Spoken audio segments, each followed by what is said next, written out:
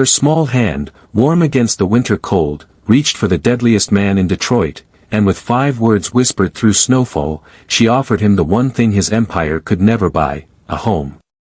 Snow fell thick over downtown Detroit, muting the sirens and street noise into something almost peaceful. In the glow of a flickering bus stop light, Kong Min-jae stood alone, his tailored Armani coat dark against the white pavement, his breath forming sharp clouds in the frozen air. To the city, he was a ghost, a shadow glimpsed in the corners of expensive restaurants, a name whispered in back rooms where deals were made and lives were traded. To the underworld, he was a king. The Korean Mafia boss had just ended a meeting that would decide the fate of 3 rival crews. Blood would stain the snow before sunrise because of words he'd spoken in a heated car, decisions made with the cold precision of a surgeon and the finality of an executioner. Territory lines had been redrawn. Debts had been called. Men who'd sworn loyalty to other kings would wake to find their kingdoms crumbling. Yet now, waiting for his driver in the hush of falling snow, Min-jae felt only the hollow ache that followed every winter night, the ache that came when power couldn't silence memory, when silence became louder than gunfire, when the empire he'd built felt more like a tomb than a throne. He was 34 years old. He'd killed his first man at 17. And he couldn't remember the last time he'd felt anything close to warmth. Across the street, the Sunrise Diner's neon sign buzzed weakly, its pink glow struggling against the storm. Through the frosted windows, Min-jae could see the last waitress wiping down counters, preparing to close. The diner was a relic, one of those places that refused to die even as the neighborhood crumbled around it, holding on through sheer stubbornness and the loyalty of people who had nowhere else to go. Near the window sat a young black woman in a worn winter coat, counting coins with shaking fingers while her little daughter colored beside her in a vinyl booth. Min-jae noticed them without meaning to. The way he always noticed details. The way a predator notices movement. The way a man who'd survived by reading rooms and faces and the spaces between words couldn't help but catalog everything, even things that didn't concern him. The girl couldn't have been older than 7. 2 braids, uneven bows that suggested her mother's hands had been rushed that morning, pink mittens too thin for the cold. She hummed softly while drawing, completely absorbed in her crayon masterpiece, unaware that the man watching her through falling snow had ordered men's deaths before dessert. Unaware that monsters walked among humans wearing expensive suits and polite smiles. The woman, her mother, looked exhausted in the quiet, heroic way only single mothers carried. Eyes heavy with the weight of double shifts and unpaid bills. Shoulders squared despite the exhaustion, trying to make the last bus home before the storm worsened. She wore the invisible armor of women who'd learned to be strong because life left them no other choice. Min-jae recognized that look. His own mother had worn it, once. Before the cancer. Before the debts. Before he'd made choices that could never be unmade. He turned away, jaw tight. He had no place in scenes like this. His world was one of blood debts and territorial wars, of men who solved problems with violence and women who knew better than to ask questions.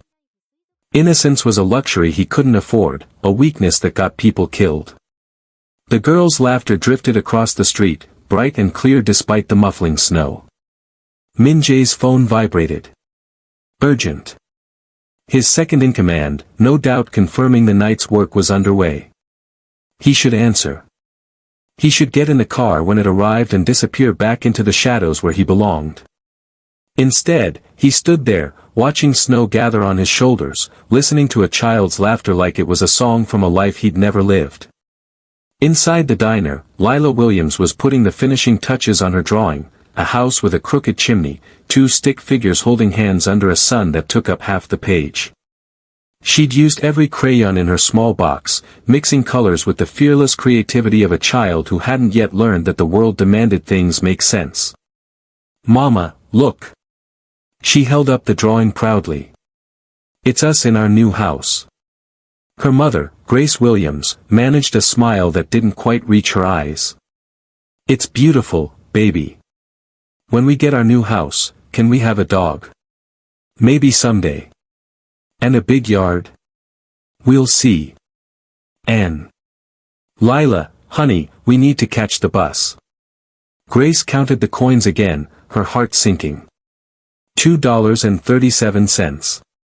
Not enough for both dinner and bus fare home. She'd have to choose, the way she always had to choose. Food or transportation. Heat or electricity. Pride or survival. She chose survival. Always. Can we stay a little longer?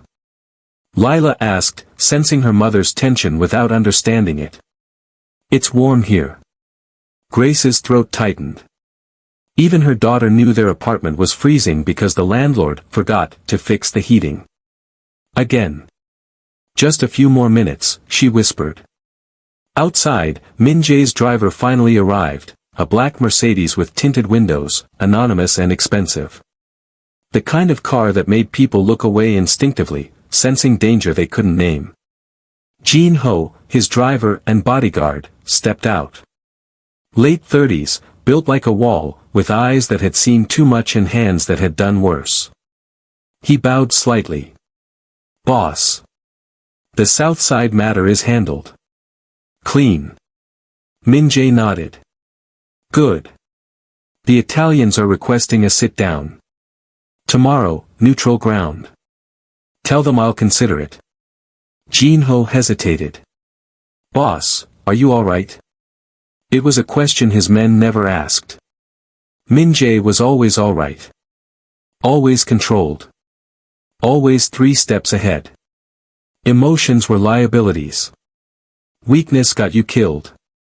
I'm fine, Min Jae said flatly. But his eyes drifted back to the diner. To the mother and daughter preparing to face the storm.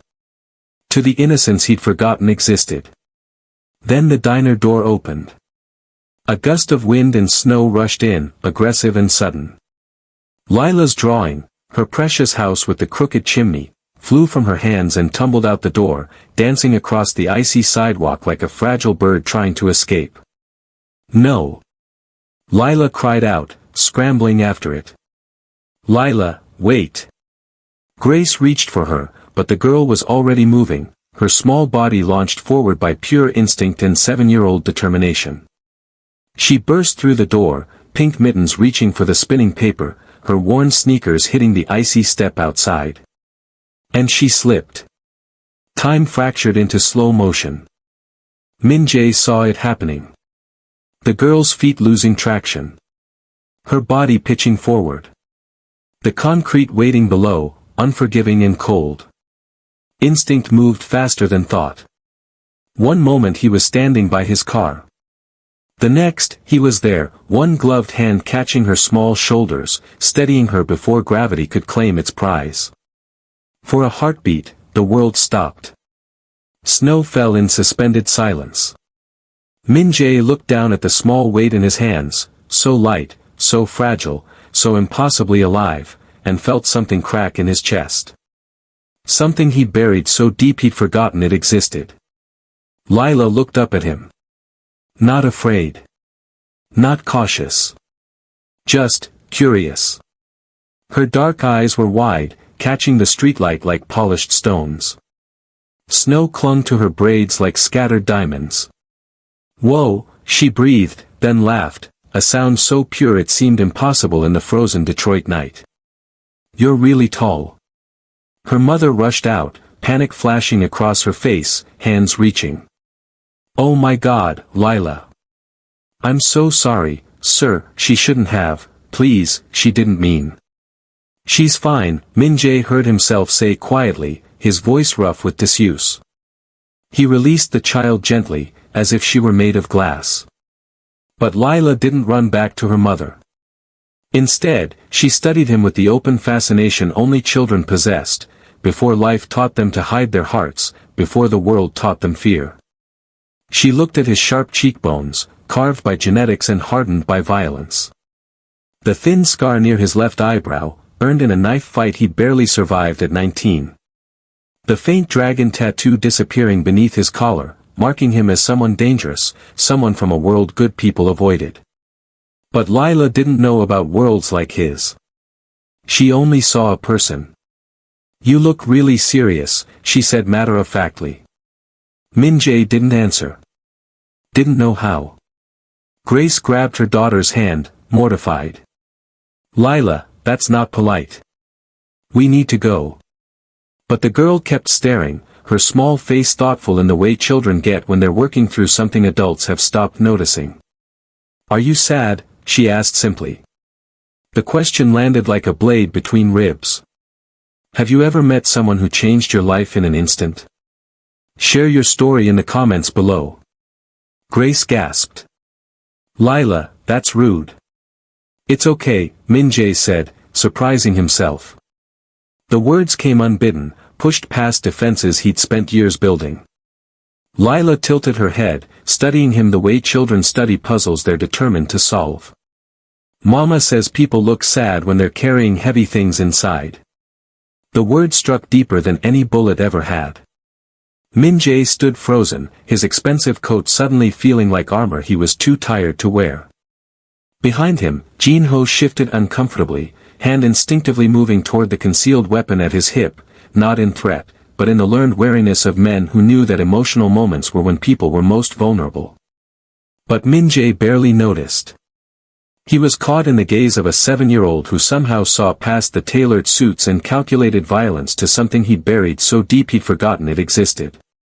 I'm okay, he finally murmured, the lie tasting bitter on his tongue. Lila considered that, her small face serious in a way that made her look older than her years. Then she smiled, gently, tenderly, with the kind of compassion that hadn't yet learned to be conditional. You don't look okay, she said softly. The statement hung in the air between them, honest and terrible and true.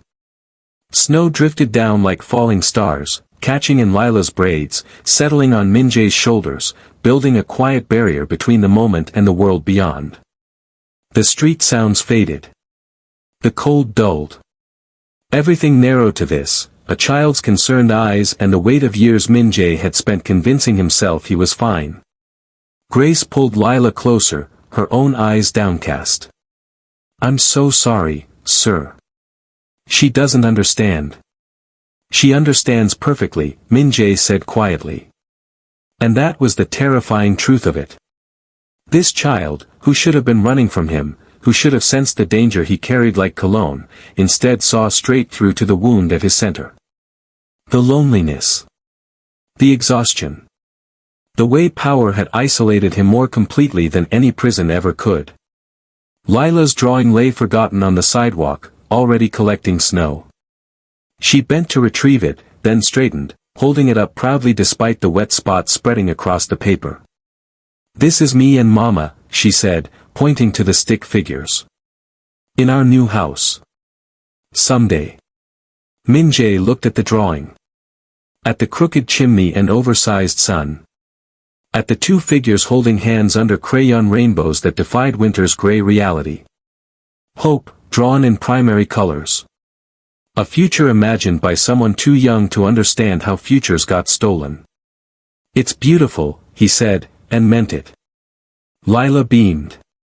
Then, without warning, without hesitation, without the fear that adults learn to carry, she reached out and took his gloved hand in her small, mitten-covered one.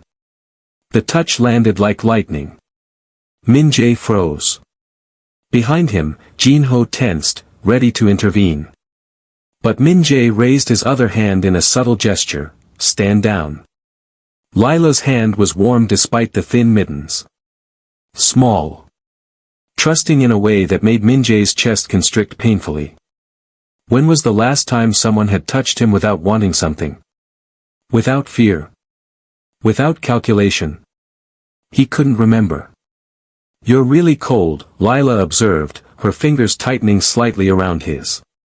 Don't you have anyone to keep you warm? The question was innocent. Childlike. Asked with the simple logic of someone who believed cold was solved by blankets and loneliness was solved by company. But it carved through Min-jae like a confession he'd never spoken aloud. Grace moved forward, gently trying to extract her daughter's hand. Lila, sweetie, the gentleman needs to go. But he's sad, Mama, Lila insisted, not releasing his hand. And lonely. I can tell. Baby, that's not our business. But we can help. Lila's voice rose with the passionate certainty of children who still believed the world could be fixed with kindness. We help people, remember? You said that's what good people do. Grace's face crumpled slightly. She'd taught her daughter compassion in a world that rarely returned the favor. Taught her to see people, not circumstances. To offer help, not judgment. Now that lesson was manifesting in the worst possible way, with the worst possible person. If she only knew. Min-jae should pull away. Should get in his car and disappear into the night. Should let these two beautiful, broken people catch their bus home and forget this moment ever happened. But he didn't move. Lila looked up at him, then at her mother, then back at him. Her small face was thoughtful, working through some internal calculation only children understood. Then she smiled, bright and pure and devastating.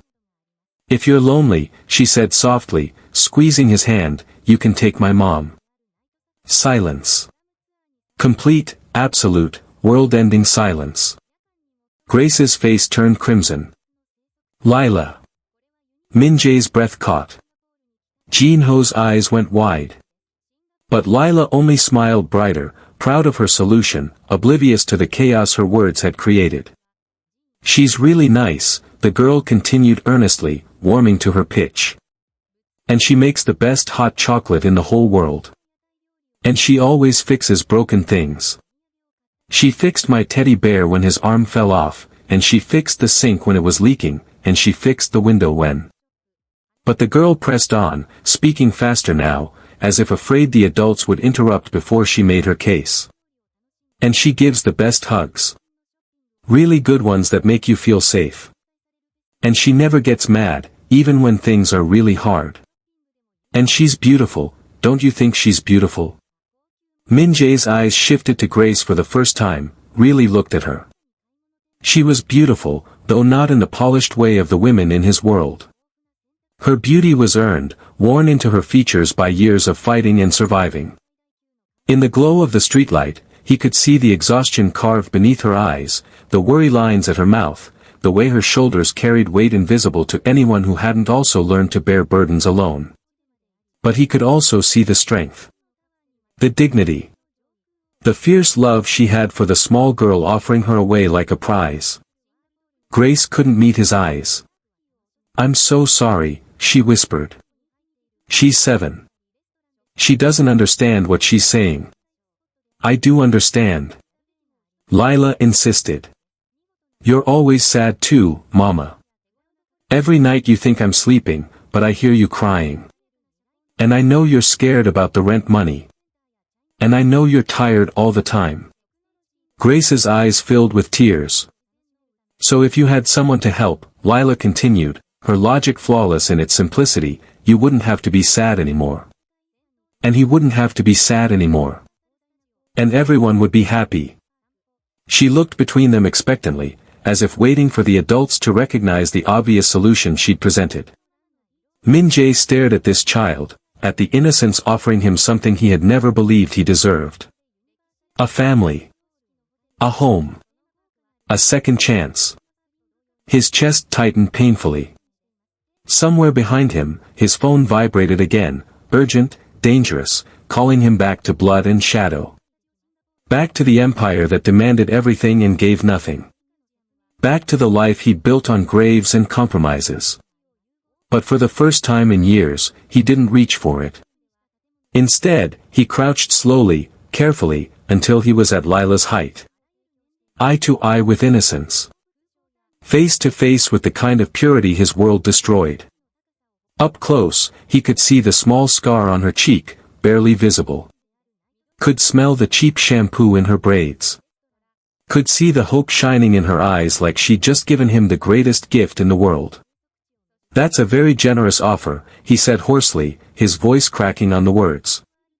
Lila's smile could have lit the entire frozen city. So? She asked, tilting her head. Will you smile now? And in that moment, as snow fell thicker around them, Kang Min-jae felt the first real crack in the armor that had protected, and imprisoned, him his entire life. A crack that let the cold in. But also, terrifyingly, the warmth. Grace finally found her voice, though it came out strangled. "Sir, I'm truly sorry. She's been through a lot lately and she gets these ideas." "What's your name?" Min Jae asked quietly, still crouched before Lila. "Lila Marie Williams," she announced proudly. "I'm 7 3/4. What's yours?" Behind him, Jin Ho cleared his throat in warning. Names were dangerous. Names created connections. Connections were liabilities. But Min Jae answered anyway. "Min Jae," he said. "Kong Min Jae." "That's a pretty name," Lila said thoughtfully. "It sounds like a song." Grace pulled her daughter back gently. "We really need to go. The last bus. In this storm." Min Jae stood, his eyes scanning the street. The snow was falling heavier now, wind picking up. The temperature had dropped at least 10 degrees in the last 20 minutes. The kind of cold that killed people who weren't prepared for it. And these two weren't prepared. Grace's coat was threadbare. Lila's mittens were soaked through from catching Min Jae's hand. Their worn sneakers would be useless against the ice building on the sidewalks. "Where do you live?" he asked. Grace hesitated, that wariness finally appearing. The kind that women learn to carry. The kind that knew accepting help from strange men came with prices. "East Side," she said carefully. "It's not far." It was far. At least 45 minutes by bus. Over an hour in this weather, with delays. Min Jae made a decision that would change everything. "Jin Ho will drive you." Grace's eyes widened. "No, really, we couldn't. It's not safe," Min Jae said flatly. "The buses will be delayed. The shelters are already full. And that storm," he nodded toward the darkening sky, "is going to get worse before it gets better." "We'll be fine," Grace insisted, though her voice wavered.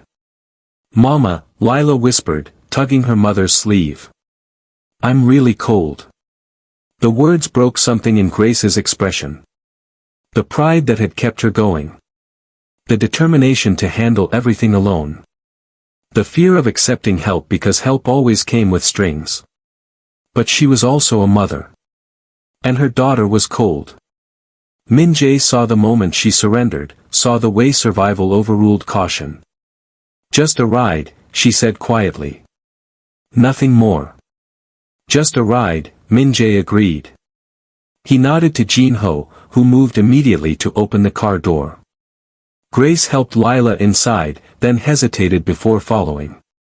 "Thank you," she said, meeting Min Jae's eyes for the first time. "This is very kind." Kind. When was the last time anyone had called him that?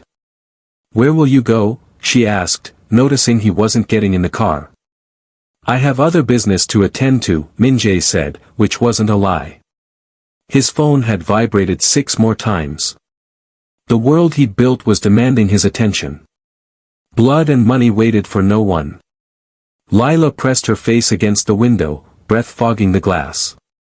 "Will we see you again?" The question shouldn't have mattered.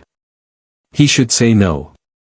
Should let them drive away and disappear back into their world while he returned to his. But instead, he heard himself say, "Maybe." Lila's smile blazed through the window. As the car pulled away, Jin Ho's confused eyes met his in the rearview mirror. Min Jae gave him an address, a safe one, nowhere near his actual properties, and Jin Ho nodded slowly, understanding this was something different. Something his boss had never done before. Min Jae stood in the falling snow, watching the taillights disappear, and finally answered his phone. "Where the hell have you been?" Dmitri, his second-in-command, growled. Russian accent thick with irritation. "The Santos crew is moving on the docks. They think tonight's chaos means we're weak. We need to respond." "Handle it," Min Jae said. "Boss, this needs your call." "I said handle it, Dmitri."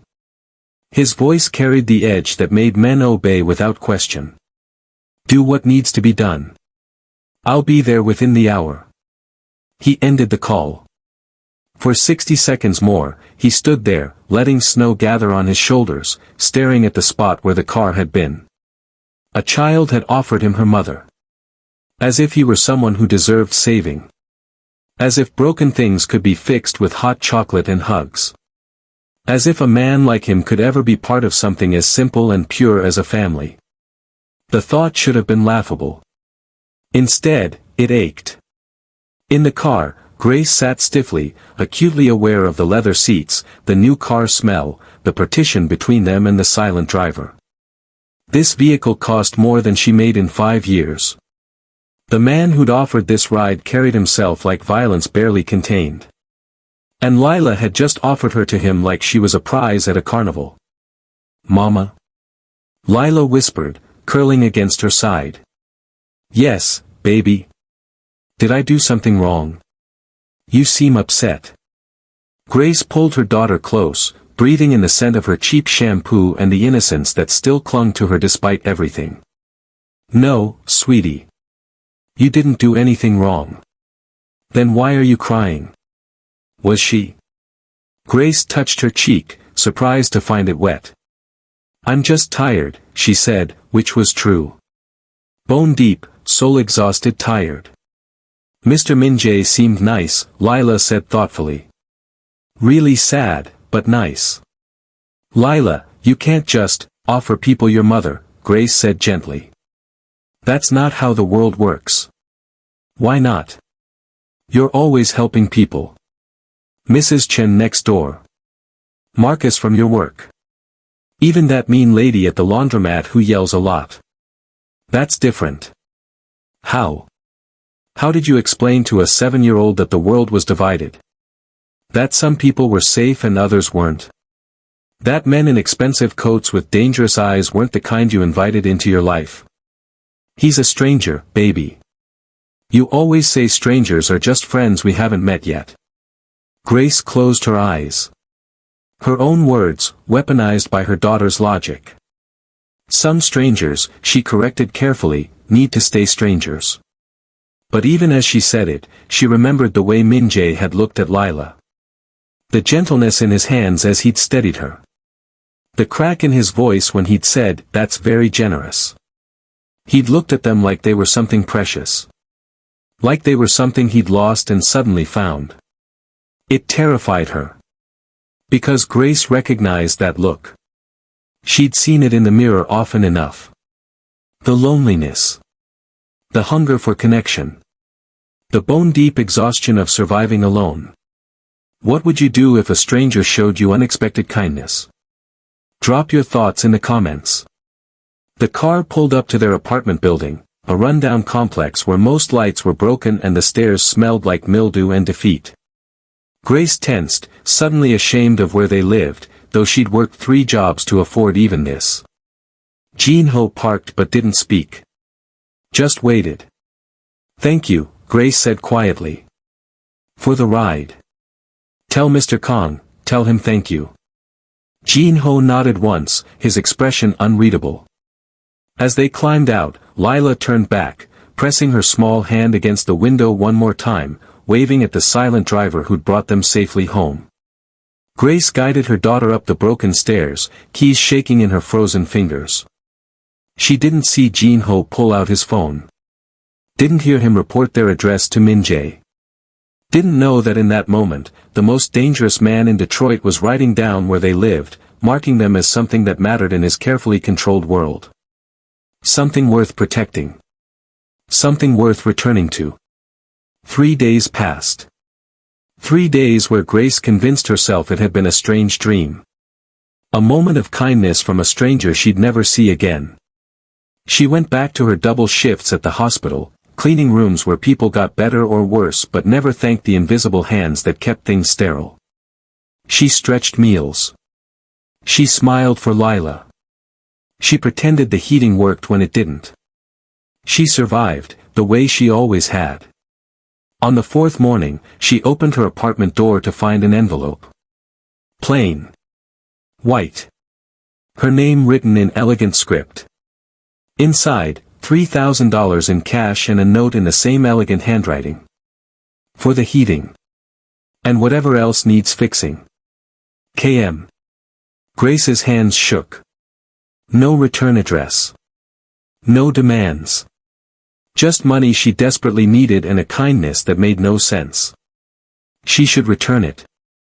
She should throw it away. She should protect herself and her daughter from whatever this man wanted, because men like that always wanted something. But the heating bill was due. The landlord was threatening eviction. And Lila had been sleeping in her coat because their apartment was so cold. Grace pressed the money to her chest and cried. That same morning, Min-jae sat in a warehouse across town, watching a man beg for his life. Roberto Santos had stolen from him. Had thought the chaos of the territorial war meant he could skim product without consequences. He'd thought wrong. Please, Roberto sobbed, blood running from his broken nose. I have kids. Everyone has kids, Dimitri said coldly, pistol already drawn. Min-jae raised a hand. Let him go. The room went silent. Dimitri's eyes widened. Boss. Let him go, Min-jae repeated. He pays back what he stole, double, over 6 months. He works it off. But he lives. Boss, that's not how we. I know how we do things, Dimitri. Min-jae's voice carried steel. I'm changing how we do things. The men exchanged confused glances. Their boss had gone soft. The king was showing mercy. Mercy got you killed in this world. But as Min-jae watched Roberto stumble away, sobbing with relief, all he could see was Lila's face. Her innocent question. Are you sad? Yes, he was sad. He was drowning in it. And maybe, just maybe, he was tired of being the man who made other people's children cry. The knock came at Grace's door 1 week after the money arrived. She'd spent it all, heating bill, overdue rent, groceries that weren't expired, new winter coats for her and Lila. She'd told herself the guilt would fade. That accepting kindness didn't make her weak. But when she opened the door and saw Min-jae standing there, expensive coat dusted with fresh snow, eyes carrying the same haunted weight, her heart stopped. I'm sorry to come unannounced, he said quietly. I wanted to check if everything was, if you were both all right. Grace gripped the doorframe. Behind her, she could hear Lila singing in the bathroom, oblivious. We're fine, she said carefully. The money, that was too much. We can't accept. It's already spent, I assume. Min-jae asked. Grace's silence was answer enough. Then it wasn't too much. It was exactly what you needed. Why? The word burst from her, desperate and confused. Why are you doing this? What do you want? Min-jae looked at her, really looked, the way people did when they were trying to memorize faces before they disappeared forever. I don't know, he admitted. Your daughter, she asked me if I was sad. You said you were fine. I lied. The confession came rough, like he was pulling nails from his throat. I've been lying for so long I forgot what the truth felt like. Until she asked. Until she looked at me like I was worth saving. Grace's throat tightened. I don't understand what you want from us. Neither do I, Min-jae said. But I couldn't stay away. The honesty in those words terrified her more than any threat could have. Mr. Min-jae. Lila came running, still damp from her bath, wearing her new coat over her pajamas. She launched herself at him with the fearless joy only children possessed. Min-jae caught her instinctively, his body moving to protect before his mind could catch up. You came back. Lila beamed. Mama, he came back. Grace watched, helpless, as her daughter wrapped small arms around the neck of a man who carried violence in his bones. Watched as that man's expression cracked into something almost like wonder. I brought something, Min-jae said, gently setting Lila down. From his coat, he pulled a package wrapped in brown paper. Lila tore it open with enthusiasm. Inside, an art set. The expensive kind. Oil pastels, watercolors, thick paper, brushes with real wooden handles. The kind Grace could never afford. For your drawings, Min-jae said. So you can make your house with the crooked chimney in color. Lila's eyes went wide as moons. Can he stay for dinner, Mama? She asked, already pulling Min-jae toward their small apartment. Please. We have spaghetti. Lila, Mr. Kong is probably busy. I'm not, Min-jae said quietly. If the offer stands. Grace looked between them, the hardened criminal and the innocent child who'd somehow adopted him as their project. Every instinct screamed to refuse. To protect her daughter. To protect herself. But she also saw the way Min-jae looked at Lila. The tenderness. The careful gentleness. The way a drowning man might look at air. And she saw something else, he was asking permission. This powerful man who probably never asked anyone for anything was standing in her broken hallway, asking if he could stay for spaghetti. Okay, Grace whispered. Just dinner. Dinner was chaos in the best way. Lila talked constantly, showing Min-jae every drawing, every toy, every story she'd been saving up. She made him sit in the one good chair while she demonstrated her latest dance moves. She corrected his chopstick grip and taught him the lyrics to her favorite song. And Min-jae, this man who ordered executions before dessert, listened to every word like it was sacred scripture. Grace cooked, hyper-aware of his presence in her small space. The way he moved carefully, like he was afraid of breaking something. The way he watched Lila with an expression that looked dangerously close to love. When they finally sat down to eat, Lila grabbed both their hands. We say Grace first, she announced. Mama's name is Grace, but it's also what you say before dinner. That's funny, right? Very funny, Min-jae agreed seriously. Dear God, Lila began, squeezing their hands tight. Thank you for spaghetti and new art stuff and Mr. Min-jae coming to visit. Please help everyone who's cold tonight. Please help Mama not be so tired. And please help Mr. Min-jae smile more because he's really bad at it. Min-jae's shoulders shook slightly. Was he, laughing? Amen. Lila finished cheerfully. They ate, and it was strange and perfect and painful all at once. Grace couldn't remember the last time their small table felt full. Couldn't remember when their apartment had felt like a home instead of just a place to survive. After dinner, Lila insisted. Min-jae see her new drawings. She spread them across the floor, houses and families and sunshine that defied winter's grip. This one is you, she said, pointing to a tall figure with dark hair and a small smile. You're not sad anymore in this one. See? Min-jae stared at the drawing. At the stick figure version of himself, standing next to two others labeled Mama and Me. All three holding hands under a rainbow. It's beautiful, he said hoarsely. You can keep it, Lila offered. So you remember to smile. Min-jae carefully folded the drawing, placing it in his inner coat pocket, right over his heart. When Lila finally crashed from exhaustion, Grace carried her to bed. When she returned, Min-jae was standing by the door, ready to leave. Thank you, he said quietly. For tonight.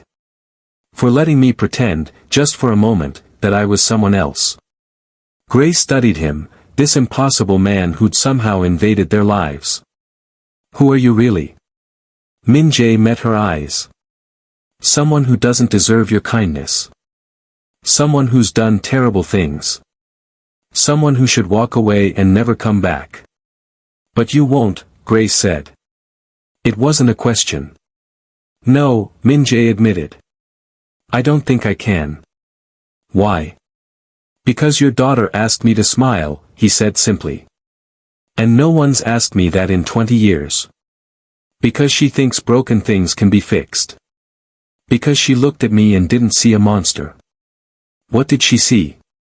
Min-jae smiled then, small, fragile, real. Someone worth saving.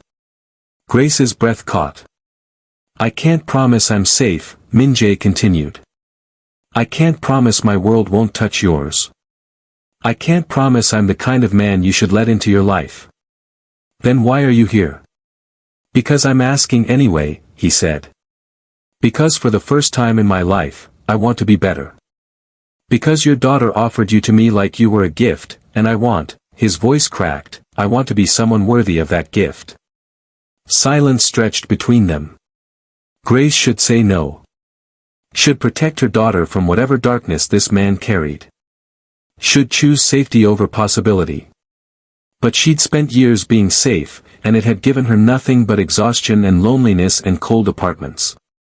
Come back, she whispered. Next week. For dinner. We'll see. Min-jae's smile, when it came, transformed his face. Made him look younger. Human. Hopeful. I'll be here, he promised. As he left, Grace leaned against the door, heart pounding, wondering if she'd just made the best decision or the worst mistake of her life. Behind her, Lila's sleepy voice called out, Mama. Is Mr. Min-jae coming back? Yes, baby. Good, Lila murmured. He needs us. And Grace realized her daughter was right. They needed him too. 6 months later. Spring had come to Detroit, melting the last of winter's grip. The city bloomed with possibility, with second chances, with the stubborn hope of things that refused to die. In a small house with a slightly crooked chimney, not the mansion Grace had once dreamed of, but real and warm and theirs, Lila drew pictures while her mother cooked dinner. And at the table, helping with homework and smiling more often than not, sat Kang Min-jae. The transformation hadn't been easy. Min-jae had begun dismantling his empire piece by piece. Not overnight, that would have been suicide. But gradually, methodically, he'd shifted from destruction to construction. From violence to legitimate business. From taking to giving. His men thought he'd lost his mind. His rivals thought he'd grown weak. They were both right, and both wrong. He had lost something, the cold detachment that had made him untouchable. But he'd gained something infinitely more valuable, a reason to be better. Grace had been cautious at first, watching for signs of danger, ready to run if needed. But week by week, dinner by dinner, Min-jae proved himself. Not with money or power, but with presence. With patience. With the kind of quiet devotion that came from someone who'd finally found what they'd been missing. He showed up when he said he would. He listened when Lila talked about her day. He fixed broken things, not just in their apartment, but in himself. He learned to smile. Mama. Lila called from the living room. Mr. Min-jae says he has a surprise. Grace wiped her hands, walking to where they sat surrounded by papers and crayons. Min-jae looked nervous, actually nervous, in a way she'd never seen. The man who'd faced down rival gangs looked terrified of a 7-year-old's judgment. I've been working on something, he said carefully. A foundation. For families like yours, like ours. Single parents who need help. Kids who need supplies. Communities that need support. He pulled out documents, plans, dreams written in legalese and hope. I wanted to name it after someone important, he continued, looking at Lila. Someone who taught me that broken things can be fixed. That people can change. That happiness isn't something you take, it's something you build. Lila bounced with excitement. What's it called? Min-jae smiled, that real smile Grace had come to cherish. The Lila Marie Foundation. The girl's eyes went wide as saucers. Really? It's named after me.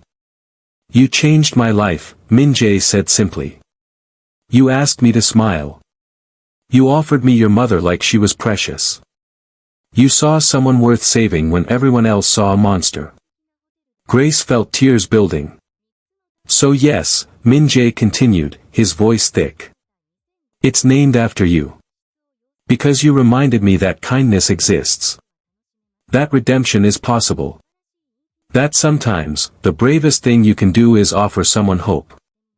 Lila launched herself at him, and Min Jae caught her, holding her close with the careful tenderness of someone who'd learned that the strongest thing you could do was be gentle. Does this mean you're staying forever? Lila asked against his shoulder. Min Jae looked at Grace, question and hope written equally in his expression. Grace had spent months watching this man transform. Watched him choose them over his empire, again and again. Watched him learn to be patient and present and human. Watched him become the man her daughter had somehow seen beneath the violence. If your mother agrees, Min Jae said softly. Grace crossed the room slowly, deliberately. She placed her hand over his, the same gesture her daughter had made in the snow 6 months ago. Stay, she whispered. And Min Jae, former king of Detroit's underworld, destroyer of men, collector of debts, smiled so wide it erased 20 years of darkness. Thank you, he breathed. Later that night, after Lila had been tucked into bed with promises of ice cream tomorrow, Min Jae and Grace sat on their small porch, watching fireflies dance in the spring air. Do you miss it? Grace asked quietly. Your old life. Min Jae considered the question seriously. Sometimes I miss the certainty. The control. Knowing exactly who I was and what I was supposed to do. And now? Now I'm terrified every day, he admitted. Terrified I'll mess this up. That I'll hurt you. That I'm not good enough for what you've given me. Grace took his hand. You're good enough. You've been good enough since the moment you caught a little girl who was falling. Since you drove us home in a storm. Since you chose us over everything else. Your daughter saved me, Min Jae said. She looked at me and asked if I was sad. And somehow that simple question broke through everything I'd built to protect myself. She has a gift for that, Grace agreed. Seeing people's hearts. She has your heart, Min Jae said. Your kindness. Your strength. Your ability to hope even when everything's falling apart. Grace leaned against his shoulder, and Min Jae wrapped his arm around her, still careful, still learning, but growing bolder with each moment that she didn't pull away. We're a strange little family, Grace observed. The best kind, Min Jae countered. Inside, they could hear Lila singing in her sleep, some made-up song about rainbows and families and people who learned to smile. Min Jae pulled out the drawing she'd given him months ago, worn now, carried every day in his pocket. The stick-figure family under a rainbow, all holding hands. She drew the future, he said softly. Before it even existed. Children see things we forget to believe in, Grace said. Possibility. Hope. The idea that people can change. I'm still changing, Min Jae admitted. Every day. Some days are harder than others. That's okay. We're all still changing. That's what families do, they grow together. Min Jae turned to face her, his expression serious. Grace. I need you to know. My past doesn't just disappear. There might be consequences. Dangers. People who. She pressed her finger to his lips. I know who you were. I've known from the beginning. But I also know who you're becoming. And that man. The one who reads bedtime stories and fixes broken cabinets and named a foundation after my daughter. That man is worth fighting for. I don't deserve you, Min Jae whispered. That's not how love works, Grace said simply. It's not about deserving. It's about choosing. Every day, we choose to be here. To try. To build something new from broken pieces. Love. Min Jae's voice cracked on the word. Grace smiled. What did you think this was? I didn't dare hope. She kissed him then, soft and deliberate, answering questions he'd been too afraid to ask. When they pulled apart, Min Jae's eyes were bright with tears. He'd finally learned how to cry. Thank you, he whispered. For seeing me. For giving me a chance. For letting me stay. Thank you, Grace countered, for catching my daughter when she fell. For being brave enough to change.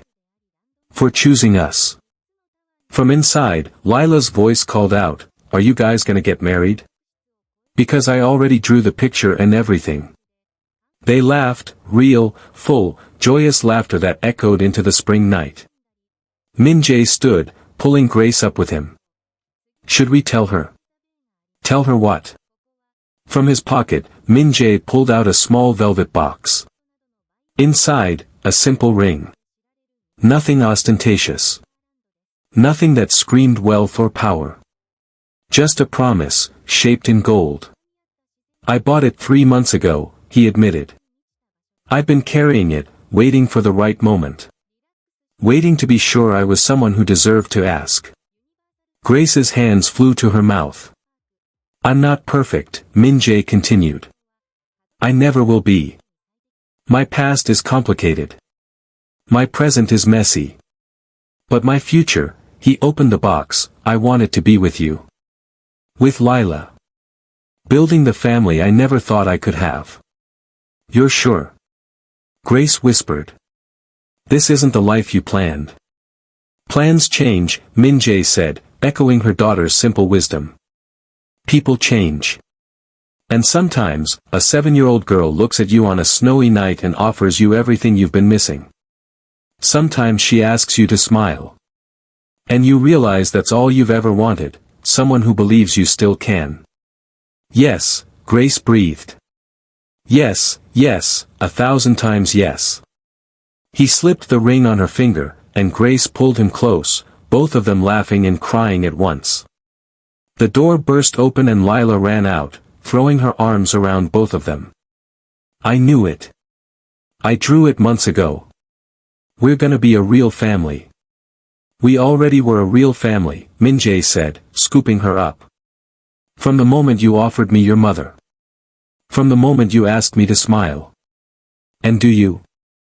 Lila asked seriously. Smile now. For real. Min-jae looked at these two people who'd taken a broken man and taught him how to be whole. Who'd seen past violence to vulnerability. Who'd offered hope when he'd forgotten what it looked like. He smiled, wide and genuine and free. Every single day, he promised. And in that moment, on a spring evening in Detroit, a former Mafia boss, an exhausted single mother, and a 7-year-old girl who believed in second chances stood together on a small porch, holding each other close. A family born from snow and loneliness. Forged through choice and courage. Sealed with a child's simple invitation, you can take my mom. And the man brave enough to say yes. Has this story touched your heart? Share your thoughts and tag someone who needs to hear this message of hope and redemption in the comments below. 5 years later, the Lila Marie Foundation has helped over 10,000 families across Detroit. In an office overlooking the city, Kang Min-jae sits with his wife Grace, reviewing applications while their now 12-year-old daughter practices her speech for the foundation's annual gala. On his desk sits a worn drawing, a house with a crooked chimney, 3 stick figures holding hands under a rainbow. A reminder that sometimes salvation comes from the smallest, purest places. That redemption is always possible. And that a single moment of kindness, offered without condition, can change everything. Ready? Grace asks, taking his hand. Min-jae stands, looking at the life they've built from snow and hope. I'm smiling, aren't I? He says. Lila laughs from across the room. Finally figured it out, Mr. Min-jae. And together, they walk into their future, imperfect, complicated, beautiful, and completely, wonderfully theirs.